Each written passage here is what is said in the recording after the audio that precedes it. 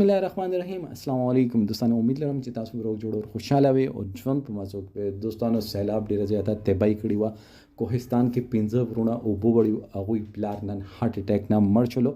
مړ کېدو نه مخکې هغه حکومت نه څه التجا کړې وه، دې باره کې ټول معلومات په دې ویډیو کې شریکوو او تاسو ټولو معلوماتو باندې ځان خبرول غواړئ مونږ ویډیو ځان سره تر اخره پورې وګورئ. او چې کوم ملګري مونږ په چینل باندې نوي دي هغوی د مونږ چینل مخه ځان سره سبسکرایب کړي، ټلې نشان دی وایي ताकि مونږ راتلونکي معلوماتي ویډیو تاسو ته اسانه سره ملاوي شي. دوستانو سیلاب اچانک راغلو، یو آفت و، یو تباہی و، یو عذاب و. خلکو باندې په اودو کې راغلی دی چې لږ خلک داسې چې هغوی ریفریشمنټ ته وتلي وو، ماښامي کې مازدیګر ټایم کې هغوی ریفریشمنټ ته وتلي وو. هغوی دواړو طرف نه سیلاب ګیر کړو، دا 15 ورونه دواړو طرف نه چې سیلاب ګیر کړو نو دوی خپل ګاډۍ پرېښودلو. که تاسو خیال وکړئ تصویر کې زیړ رنګ ډاټسن چې دا هغه د دوی ورونو دوی ریفریشمنټ دپاره وتلي، دوی ته نه پته چې دومره تیزي اوبه به راشي او دومره سپیډ سره به راشي او موږ ته به موقع رانه کړي. دوی اول خپل کوشش کړی دی، ګاډۍ ځغلولی دی، خو چې دوی کامیاب نه شو نو دوی یو ویچاتې تاړې ته ځان رسولی دی چې کیدای شي دې باندې موږ بچ شو، کیدای شي اوبه دومره ډېرې نه وي.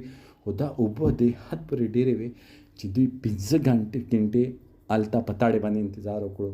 دوی پلار ورته کتل، ډېر کوشش وکړي، خو کمیونیکیشن چې دی هغه ختم شوي و. بالکل دا کوهستان چې دا هغه هر یوه طرف نه هر یوې انتظامیه سره د کنیکشن ختم شوی. دا 15 ګنټې دا ورونه چې دي هلته خپل مرګ ته یې کتل او انتظار یې کول. آخر مرګ یې راغلو اوبو په شکل کې او دوی ځان سره وړل. هغوی جنازې پرون شوي، نن یې پلار وفات شو، پلار جنازه هم وشوله. پلار یې مرګ نه مخکې ویل زه الله په رضا باندې راضي یم، خو زه خفه په دې باندې یم چې حکومت موږ سره دومره امداد ونه کړو چې یو فوجي هلیکاپټر موږ ته دلته رسي. اصل کې غلطي د فوج نه ده، کمیونیکیشن ګیپس پکې راغلي وو. پورا ملک ایمرجنسي حالات، فوج به کوم ځای ته ځان ورسوي، فوج ته یو ټایم لګي موومنټ دپاره.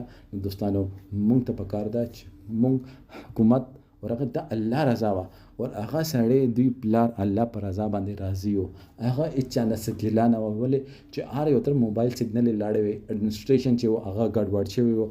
اډمنسټریشن اول ځان هم سکیور کولو، بیا چې ځان سکیور کړي خپل چې کوم آلات دي هغه چې هغوی قابو کړي نو بیا به تاسو ته ځان راورسوي چې خپل ځان هغوی چې وګورئ ADC نوشیره چې ده نو هغې خپل کور پرېښوستلو، خپل بچي خاوند ته پرېښوستلو او د خلکو په خدمات کې ولګېدله. نو دوستانو هغو اول ځان سکیور کوي، ځان چې سکیور کړي بیا به ځانونه تاسو پر رسوي.